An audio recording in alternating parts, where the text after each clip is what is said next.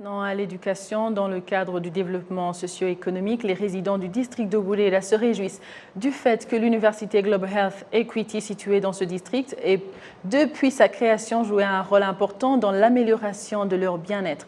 Un constat que même l'UNESCO a reconnu officiellement dans son rapport des actions axées sur la connaissance. Professeur Agnès Winaguaro, vice-chancelière de l'université Global Health Equity, est revenue sur la signification de cette reconnaissance.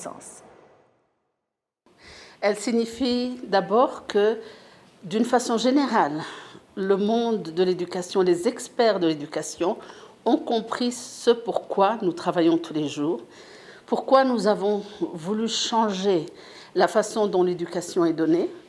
Et déjà, on a des fruits. Et ça, c'est fantastique. C'est une grande reconnaissance. L'autre chose, c'est que nous voulons que notre université soit comme un laboratoire d'éducation, où on s'améliore chaque fois. Et ça prouve que être reconnu comme un modèle par l'Agence des Nations Unies qui est en charge de l'éducation, ça prouve que nous sommes en bonne voie. Effectivement, après 6 ans d'activité, qu'est-ce qui fait votre fierté à part cette reconnaissance? Bon, ce qui fait notre fierté, c'est d'abord que le modèle qu'on a choisi fonctionne, en dehors même avant la reconnaissance de l'UNESCO. On a choisi d'avoir une université dans un milieu rural. Vous savez que les jeunes dans le domaine médical, clinique, paramédical ou dans le domaine de la programmation du secteur santé sont en général éduqués dans les villes. Et une fois qu'ils ont fini leur éducation, ils ont des problèmes à aller travailler dans les districts, que ce soit au Rwanda ou ailleurs. Et en ayant choisi d'aller dans un milieu rural et de montrer qu'on peut vivre là, heureux, grandir, continuer à s'informer et à faire partie du monde, qui réfléchit, faire partie de tous les forums où les nouveautés se créent dans le domaine académique, dans le domaine clinique, dans le domaine de la délivrance des soins, dans le domaine des liens avec la communauté, ce qui est une obligation des universités qui a tellement été négligée. En montrant cela, nos étudiants, une fois qu'ils ont leur diplôme, travaillent plus volontiers dans le milieu rural, là où il y a le plus de besoins.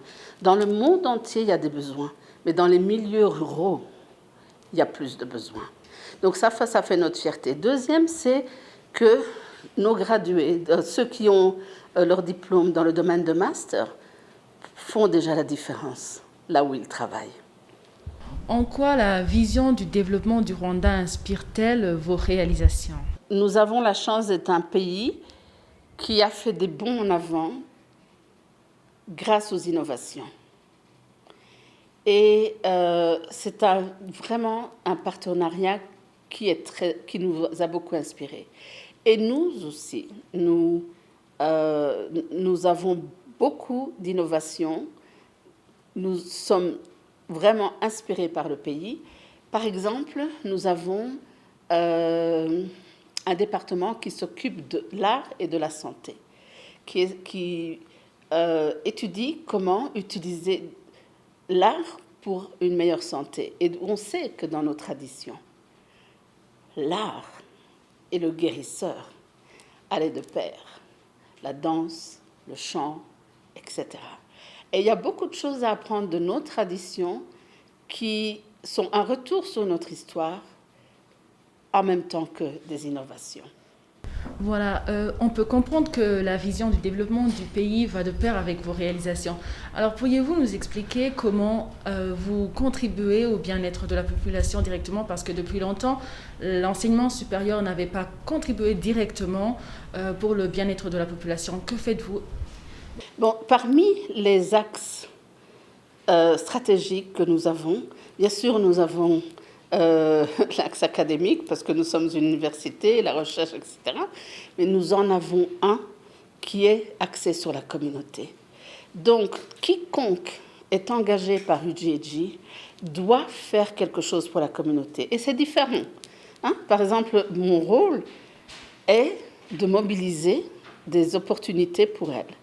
Les personnes dans le domaine académique vont dans les écoles environnantes pour apprendre l'anglais, améliorer l'anglais des professeurs et des étudiants, mais aussi appellent les étudiants au sein de l'université pour leur montrer le laboratoire, les intéresser à la science et leur montrer des choses auxquelles ils n'ont pas accès dans leurs écoles. Donc maintenant, le département administratif et financier aide la population dans ce domaine, c'est-à-dire qu'on a aidé à la création de coopératives. On savait qu'on allait arriver, donc on les a aidés à créer des coopératives de poulets qui produisent des œufs, des tomates, de la salade, du lait.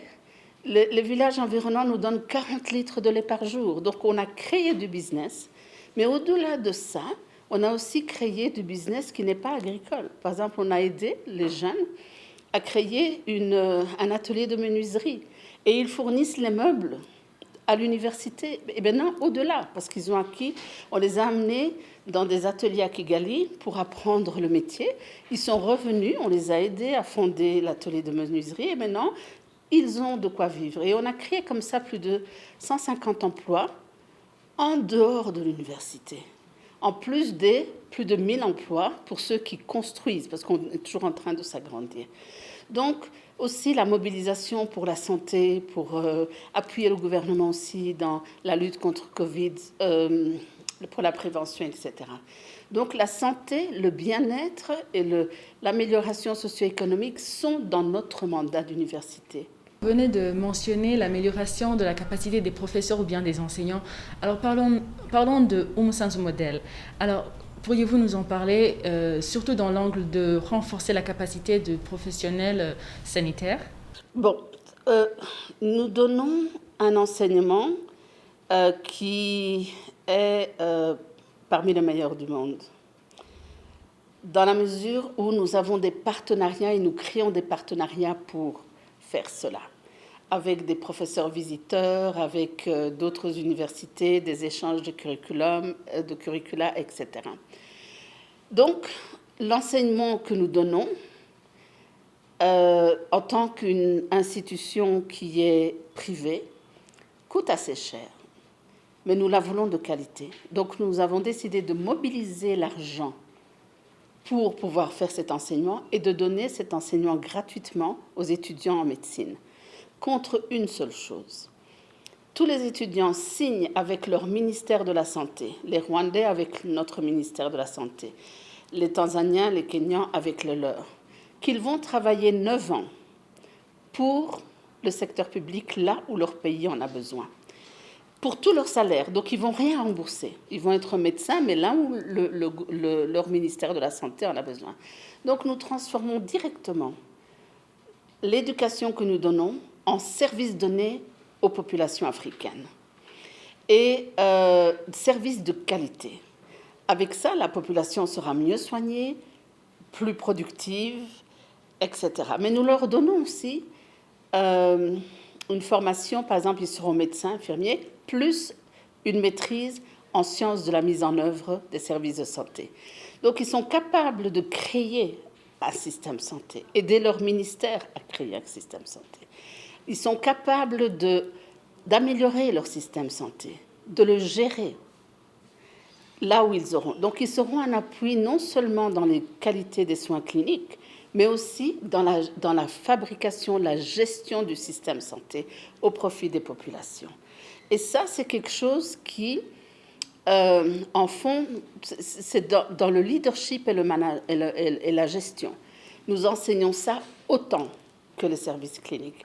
Parce qu'on sait que pour les services cliniques, il faut savoir gérer le staff, gérer les commandes du matériel, prévoir les problèmes, rapidement réagir aux problèmes qui sont imprévus, comme par exemple le Covid. Et tout ça, nous avons aussi des exemples de ce pays qui le fait très bien. Mais, en général, les médecins, on leur apprend à bien soigner et puis c'est tout. Nous leur apprenons à bien soigner, mais à créer aussi l'environnement pour pouvoir donner ces soins de qualité que nous leur avons appris.